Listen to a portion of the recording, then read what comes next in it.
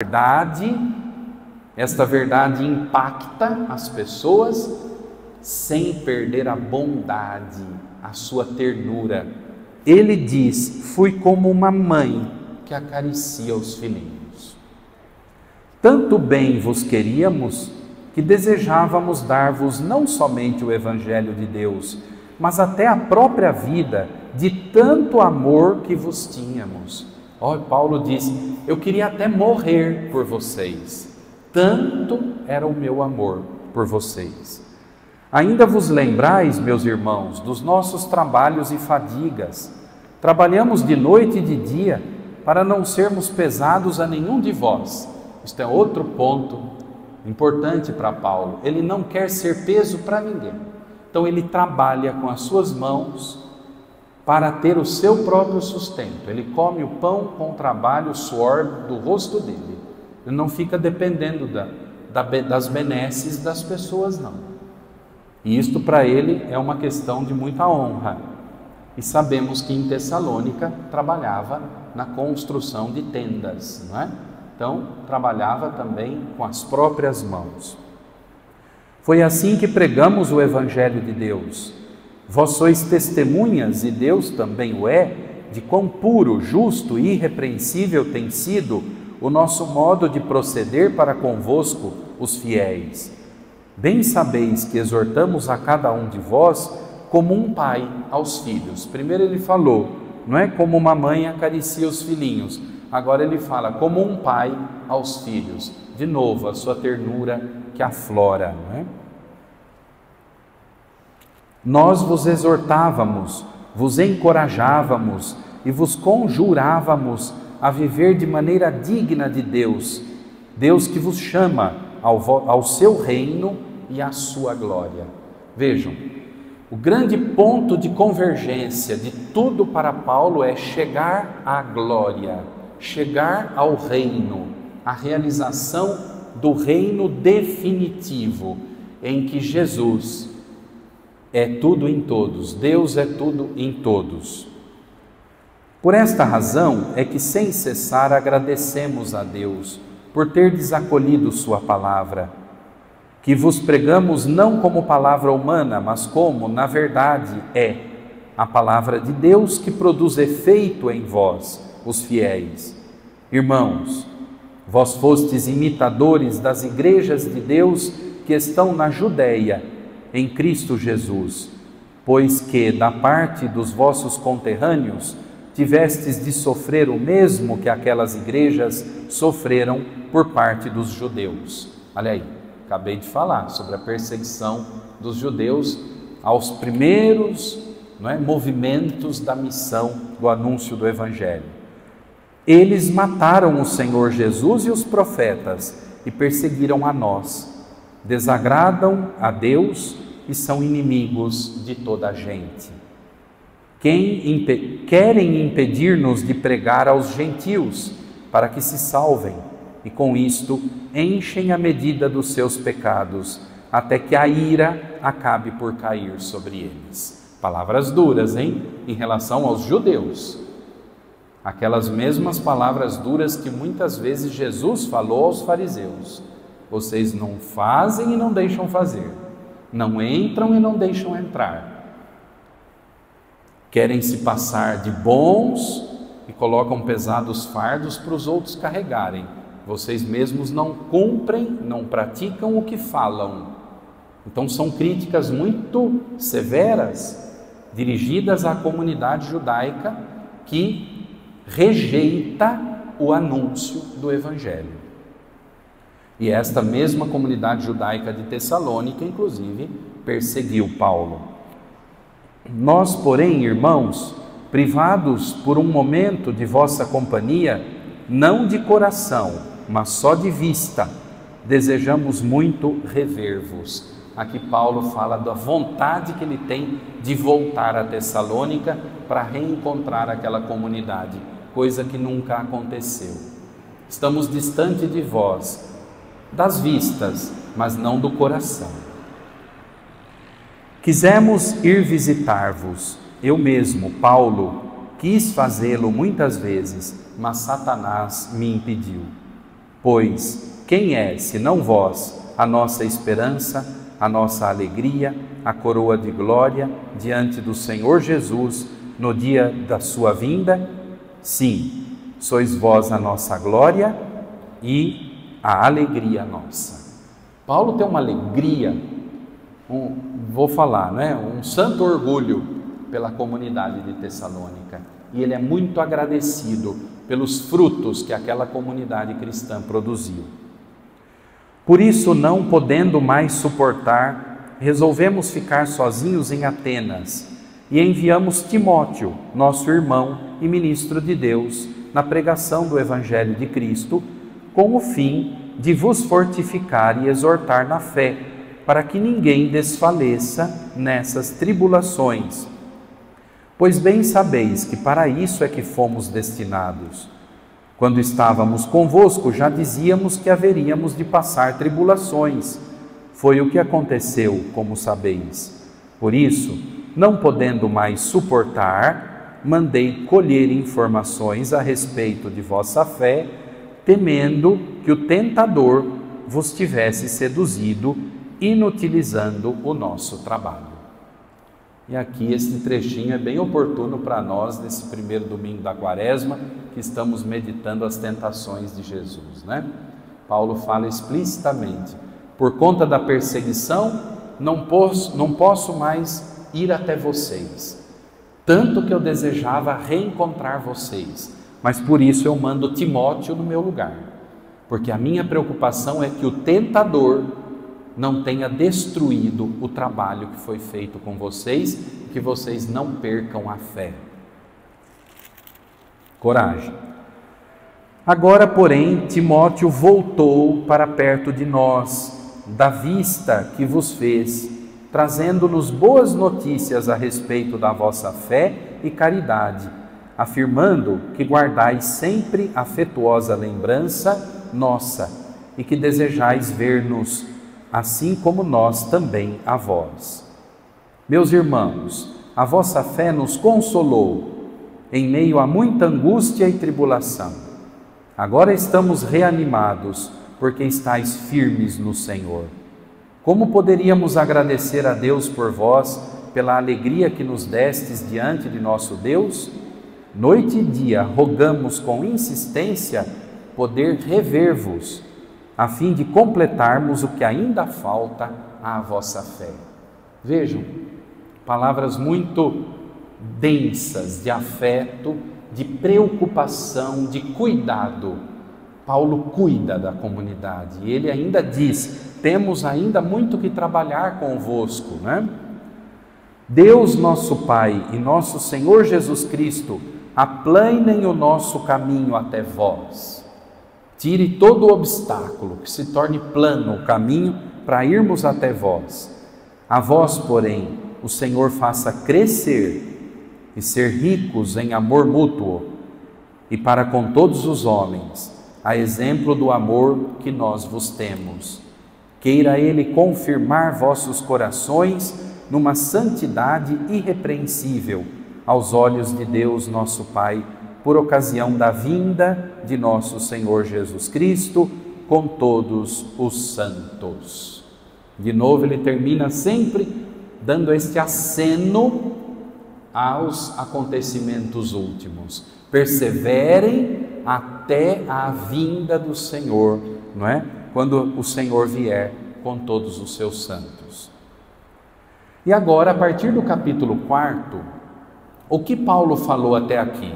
Até o capítulo 3, da sua preocupação de saber como que a comunidade estava, mandou Timóteo para ter notícias, sua preocupação de que tivessem perdido a fé, sua preocupação que eles perseverem e cresçam sempre mais no amor mútuo, a sua declaração praticamente falando: estou morrendo de saudade de vocês, meu desejo era estar aí com vocês. Agora, a partir do capítulo 4, Paulo começa a dar recomendações, conselhos para a comunidade perseverar. Vamos lá, mais um pouco, coragem, que nós vamos até o fim. Finalmente, meus irmãos, vos pedimos e exortamos no Senhor Jesus, que tendo ouvido de nós como deveis viver para agradar a Deus, e assim já viveis, todavia deveis ainda progredir. Nunca estamos prontos, nunca estamos prontos. Se alguém achar, já estou numa vida de fé ideal, cuidado, desce do pedestal, porque a autoestima está muito grande. Nunca estamos prontos, devemos progredir sempre mais. Pois conheceis as instruções que vos demos da parte do Senhor Jesus. Porquanto é esta a vontade de Deus, a vossa santificação, que vos aparteis da luxúria. Deixa eu fazer uma explicação aqui. Luxúria, já ouvi pessoas falando que tem a ver com luxo, riqueza, bens materiais, dinheiro, viver no luxo, né? Não é isto não. Luxúria diz respeito aos pecados da sexualidade, aos desvios da sexualidade. É bem diferente. Então, é esta a vontade de Deus, a vossa santificação, que vos aparteis da luxúria, que cada qual saiba tratar a própria esposa com santidade e respeito, sem se deixar levar pelas paixões, como os gentios, entendam, como os pagãos que não conhecem a Deus. Nessa matéria ninguém fira ou lese a seu irmão, porque de tudo isso se vinga o Senhor, como já vos dissemos e asseguramos. Pois Deus não nos chamou para a impureza, mas sim para a santidade.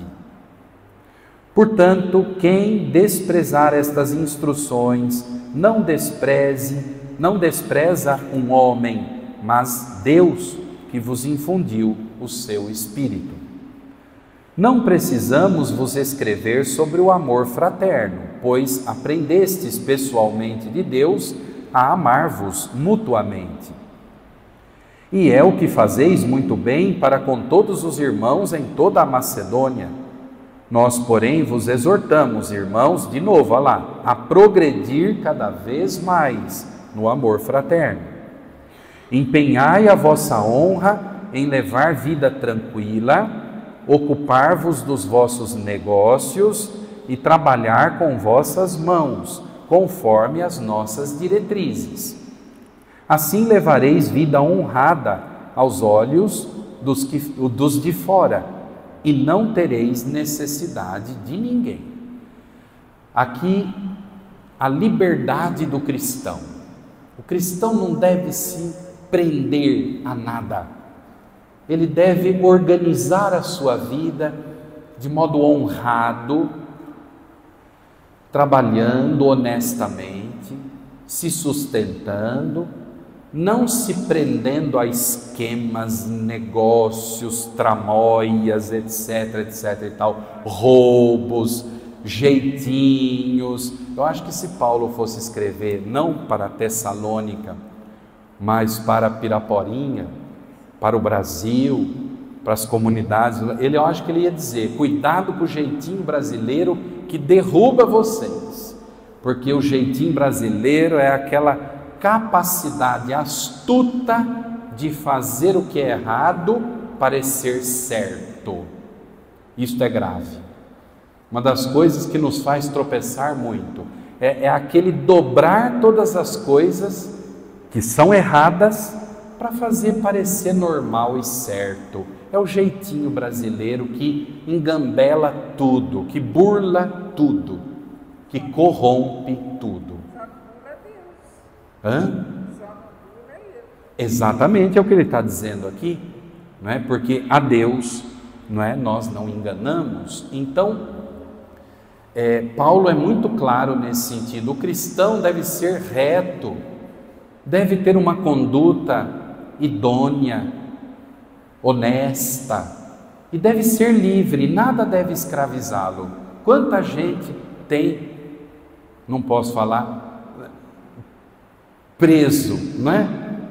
Com situações, com esquemas, com coisa errada, para levar vantagem.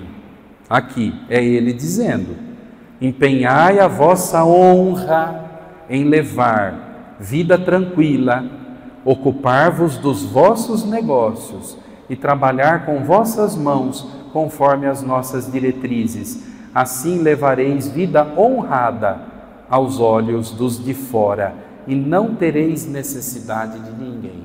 Coração livre para Deus e para o irmão.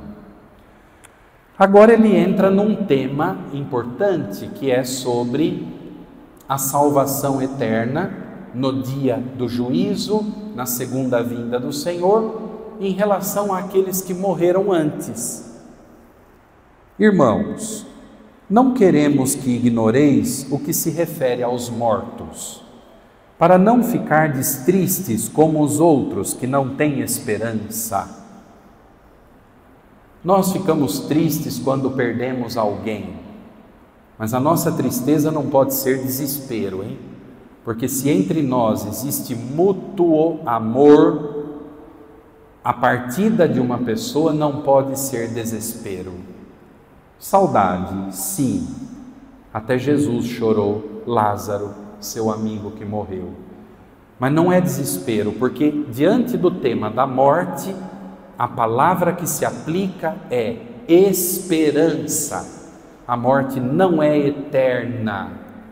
Morremos para este mundo, mas a morte eterna não existe mais, porque Jesus, que morreu e ressuscitou, matou a morte. Então, esperança. Se cremos que Jesus morreu e ressuscitou, assim também os que morreram em Jesus, Deus há de levá-los em sua companhia. Pois isto vos declaramos, segundo a palavra do Senhor, que os vivos, os que ainda estivermos aqui para a vinda do Senhor, não passaremos à frente dos que morreram, porque alguns acreditavam isto. No dia e na hora que Jesus vier a segunda vez, quem tiver vivo vai ser arrebatado. E quem já tinha morrido? Azar o deles? Perderam a chance? Não, é o que Paulo está ensinando. Os que morreram antes de nós serão levados igualmente para junto do Senhor no último dia, no dia do juízo final. Então,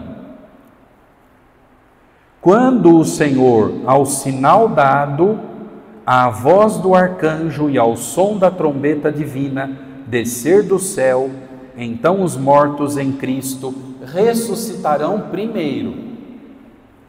Em seguida, nós, os vivos que estivermos lá, seremos arrebatados com eles nas nuvens, para o encontro com o Senhor nos ares. E assim estaremos para sempre com o Senhor. Consolai-vos, pois, uns aos outros com estas palavras. Que bonito! Estaremos nos ares com o Senhor. Estar com o Senhor. Isto aqui é o ponto culminante de todo o ensinamento de Paulo. No tocante ao tempo e ao prazo, meus irmãos, é escusado escrever-vos, porque vós sabeis perfeitamente que o dia do Senhor virá como ladrão noturno. Quando as pessoas disserem paz e segurança, então lhes sobrevirá repentina destruição, como as dores sobre a mulher grávida, e não poderão escapar. Vós, porém, meus irmãos, não andais em trevas, de modo que esse dia vos surpreenda como ladrão. Pois todos vós sois filhos da luz, filhos do dia, não somos da noite nem das trevas. Portanto, não durmamos a exemplo dos outros, mas vigiemos e sejamos sóbrios. Quem dorme, dorme de noite. Quem se embriaga, embriaga-se de noite. Nós, pelo contrário, que somos do dia, sejamos sóbrios, revestidos da couraça da fé e da caridade e do capacete da esperança da salvação. Portanto, Não nos destinou Deus para a ira, mas sim para alcançarmos a salvação por nosso Senhor Jesus Cristo, que morreu por nós, a fim de que nós, na vigília ou no sono, vivamos em união com Ele. Consolai-vos, pois, e edificai-vos mutuamente, como já fazeis. Vejam que ele sempre diz: vocês estão no caminho certo, vocês já estão fazendo tudo isso, mas eu reforço, porque é preciso progredir, é preciso perseverar. Finalzinho da carta. Nós vos rogamos, irmãos, que tenhais consideração por aqueles que se afadigam no meio de vós e velam por vós no Senhor. Tende para com eles amor especial por causa do seu trabalho. Vivei em paz uns com os outros. Exortamo-vos, irmãos, admoestai os indisciplinados, reconfortai os pusilânimes, ou seja, os fracos, os que caem fácil, sustentai os fracos, sede pacientes para com todos. Que bonito isto! Viver a fé sozinho é possível? É em partes. A nossa fé, ela deve ser vivida juntos. Sem comunidade não dá, é tudo muito difícil, porque é juntos que nós nos ajudamos. Quem entre nós é mais forte ajuda quem é mais fraco. Quem caiu, tem que ter alguém que vai lá e levanta. É esta dimensão propriamente comunitária que nesses tempos nossos de tanto individualismo a gente não pode perder. Buscar Jesus nunca pode ser uma coisa feita isoladamente. É uma busca pessoal, isto é verdade. E não tem como alguém buscar a Cristo no meu lugar e achar que eu estou garantido porque o outro reza por mim. Não, é uma busca pessoal, mas não isolada. A busca pessoal é em comunidade, por causa disto aqui que Paulo está dizendo. Então, sede pacientes para com todos, vede que ninguém retribua o mal com o mal, procurai sempre o bem uns dos outros e de todos, alegrai-vos sempre, orai sem cessar, por tudo dai graças, pois esta é a vontade de Deus a vosso respeito em Jesus Cristo, em Cristo Jesus. Não extingais o Espírito, não desprezeis as profecias, discerni tudo e ficai com o que é bom. Falei hoje na homilia das tentações. Discerni tudo, ficai com o que é bom. Guardai-vos de toda espécie de mal. Em 2 versículos aqui, Paulo hoje já fez a homilia das tentações. Última oração e despedida. O Deus da paz vos conceda a santidade perfeita e que o vosso ser inteiro, o espírito, a alma e o corpo, sejam guardados de modo irrepreensível para o dia da vinda de nosso Senhor Jesus Cristo. Paulo fala espírito, alma, corpo. No entender de Paulo, aqui o Espírito é aquele princípio em nós, onde o Espírito Santo de Deus age. Temos corpo, alma e o Espírito de Deus em nós. Por isso, Espírito, alma, corpo, não é? O Espírito nos habita. Que possamos perseverar de modo irrepreensível até a vinda do Senhor, sempre vigilantes, sem cair no meio do caminho. Quem vos chamou é fiel, e é Ele que agirá. Orai por nós, irmãos. Saudai a todos os irmãos com ósculo santo. O que é ósculo? Beijo, com um beijo santo. Olha, de novo, a ternura de Paulo aflorando. Mando um beijo para todos vocês, que vocês se saúdem no beijo santo. Conjuro-vos no Senhor que esta carta seja lida para todos os irmãos. A graça de nosso Senhor Jesus Cristo esteja convosco. Bonito, não é? Imaginem vocês, a comunidade lendo esta carta, certamente tinha gente chorando, né? Fazendo enquanto alguém lia, né? Suspirando por estas palavras tão intensas, tão cheias de vida e de ternura de Paulo. A segunda carta aos Tessalonicenses é ainda menor, e eu vou ler, nós vamos conseguir no tempo. Olha lá, coragem, respira fundo aí, pô o sono para correr, é menorzinha, pequenininha. Paulo, Silvano e Timóteo, a igreja de Tessalônica, em Deus, nosso Pai e no Senhor Jesus Cristo, a vós graça e paz da parte de Deus, Pai e do Senhor Jesus Cristo. Quero dizer que de uma para outra dessas duas cartas foram poucos meses de diferença, viu? Foram escritas quase muito próximas uma da outra. Irmãos, por vossa causa sentimos-nos obrigados a dar continuamente graças a Deus, pois a vossa fé cresce muito e a caridade que tendes uns pelos outros aumenta em cada um de vós, a tal ponto que sois o nosso orgulho entre as igrejas de Deus, por causa da vossa perseverança e da vossa fé em todas as perseguições e tribulações que suportais. Elas são o sinal do justo julgamento de Deus, é para vos tornardes dignos do reino de Deus, pelo qual sofreis. Justo é que Deus pague com tribulação aos que vos oprimem, e que a vós, os oprimidos, vos dê o repouso juntamente conosco, para quando se revelar o Senhor Jesus vindo do céu com os anjos do seu poder, no meio de uma chama ardente, para vingar-se daqueles que não conhecem a Deus e que não obedecem ao Evangelho de nosso Senhor Jesus Cristo. O castigo deles será a ruína eterna, longe da face do Senhor e do esplendor de sua majestade, quando ele vier naquele dia para ser glorificado na pessoa dos seus santos e para ser admirado na pessoa de todos os que creram. E vós acreditastes em nosso testemunho. É o juízo final.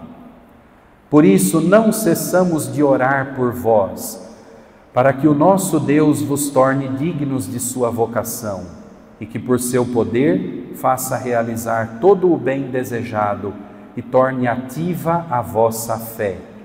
Assim será glorificado em vós o nome de nosso Senhor Jesus, e vós nele, pela graça de nosso Deus e do Senhor Jesus Cristo.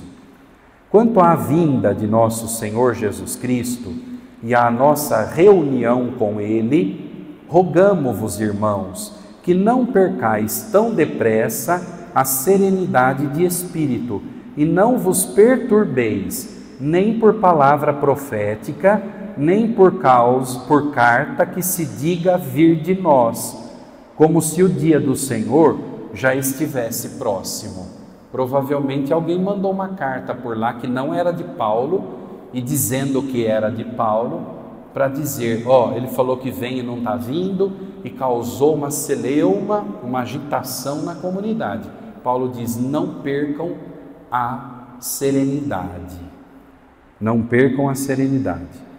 Não vos deixeis seduzir de modo algum por pessoa alguma, porque deve vir primeiro a apostasia e aparecer o homem ímpio, o filho da perdição, o adversário, que se levanta contra tudo que se chama Deus, ou recebe culto, chegando a sentar-se pessoalmente no templo de Deus e querendo passar por Deus.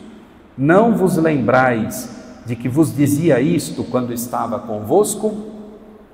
Agora também sabeis que ainda o retém, para aparecer só a seu tempo, pois o mistério da impiedade já age. Só é necessário que seja afastado aquele que ainda o retém. Então aparecerá o ímpio, aquele que o Senhor destruirá com o sopro de sua boca e o suprimirá pela manifestação da sua vinda. São Paulo fala do anticristo que deve vir antes da segunda vinda. Ora, a vinda do ímpio será assinalada pela atividade de Satanás, com toda sorte de portentos, milagres e prodígios mentirosos, e por todas as seduções da injustiça, para aqueles que se perdem, porque não acolheram o amor da verdade, a fim de serem salvos. É por isso que Deus lhes manda o poder da sedução, para acreditarem na mentira e serem condenados todos os que não creram na verdade, mas antes consentiram na injustiça. Nós, porém, sempre agradecemos a Deus por vós, irmãos queridos do Senhor, porque Deus vos escolheu desde o princípio para serdes salvos, mediante a santificação do Espírito e a fé na verdade. E por meio do nosso Evangelho, vos chamou a tomar parte na glória de nosso Senhor Jesus Cristo. Portanto, irmãos, ficai firmes, guardai as tradições que vos ensinamos oralmente ou por escrito. Nosso Senhor Jesus Cristo e Deus, nosso Pai, que nos amou e nos deu a eterna consolação e a boa esperança pela graça, animem os vossos corações e vos confirmem em tudo o que fazeis e dizeis em vista do bem. O ser humano vai passando o tempo, ele vai desanimando, né? Tem coisa na vida que a gente se propõe a fazer, começa com maior entusiasmo, depois vai desanimando, até abandonar. Paulo está sempre animando a comunidade. Último capítulo da segunda carta. Quanto ao mais, irmãos, orai por nós, para que a palavra do Senhor continue o seu caminho e seja glorificada, como aconteceu entre vós, e para que sejamos livres de homens ímpios e perversos, pois nem todos têm fé. Mas o Senhor é fiel e vos fortalecerá e guardará do maligno. Temos confiança em vós, no Senhor, de que vos deixeis guiar agora pelas nossas diretrizes e de que o fareis também no futuro. Que o Senhor conduza vossos corações para o amor a Deus e a perseverança de Cristo.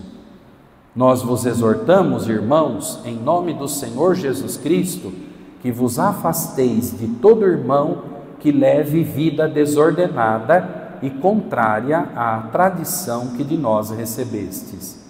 Bem sabeis como deveis imitar-nos. Não vivemos de maneira desordenada em vosso meio, nem recebemos de graça o pão que comemos.